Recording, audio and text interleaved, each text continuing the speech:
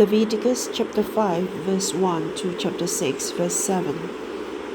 If anyone sins because they do not speak up when they hear a public charge to testify regarding something they have seen or learned about, they will be held responsible.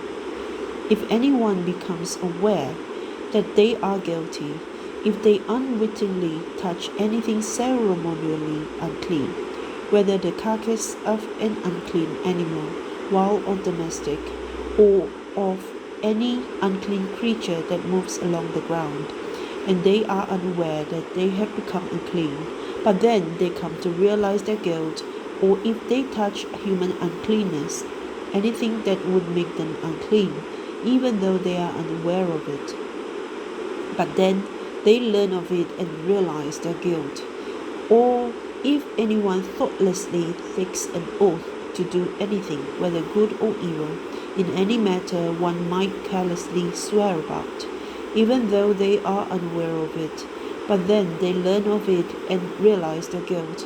When anyone becomes aware that they are guilty in any of these matters, they must confess in what way they have sinned. As a penalty for the sin they committed, they must bring to the Lord a female lamb or goat from the flock as a sin offering, and the priest shall make atonement for them for their sin. Anyone who cannot afford a lamb is to bring 2 doves or 2 young pigeons to the Lord as a penalty for their sin, one for a sin offering and the other for a burnt offering. They are to bring them to the priest, who shall first offer the one for sin offering. He is to wring its head from its neck, not dividing it completely, and is to splash some of the blood of the sin offering against the sides of the altar. The rest of the blood must be drained out at the base of the altar. It is a sin offering.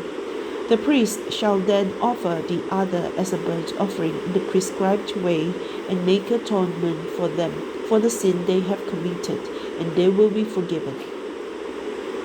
If, however, they cannot afford 2 doves or 2 young pigeons, they are to bring as an offering for their sin a tenth of an ephah of finest flour for a sin offering. They must not put olive oil or incense on it, because it is a sin offering.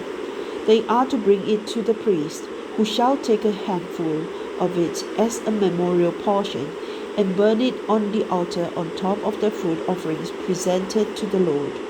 It is a sin offering. In this way, the priest will make atonement for them for any of these sins they have committed, and they will be forgiven. The rest of the offering will belong to the priest, as in the case of the grain offering. The Lord said to Moses, "When anyone is unfaithful to the Lord by sinning unintentionally in regard to any of the Lord's holy things, they are to bring to the Lord as a penalty a ram from the flock, one without defect, and of the proper value in silver according to the sanctuary shekel. It is a guilt offering. They must make restitution for what they have failed to do in regard to the holy things, pay an additional penalty of 1/5 of its value, and give it all to the priest. The priest will make atonement for them with the ram as a guilt offering, and they will be forgiven. If anyone sins and does what is forbidden in any of the Lord's commands, even though they do not know it, they are guilty and will be held responsible. They are to bring to the priest as a guilt offering a ram from the flock, one without defect and of proper value. In this way, the priest will make atonement for them for the wrong they have committed unintentionally, and they will be forgiven. It is a guilt offering. They have been guilty of wrongdoing against the Lord.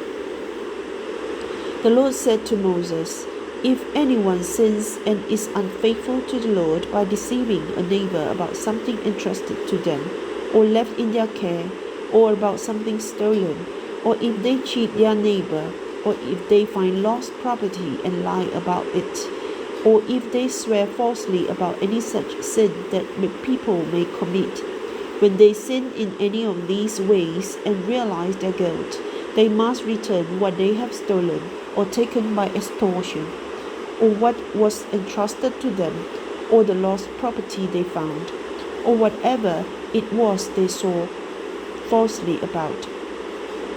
They must make restitution in full, add a fifth of the value to it, and give it all to the owner on the day they present their guilt offering.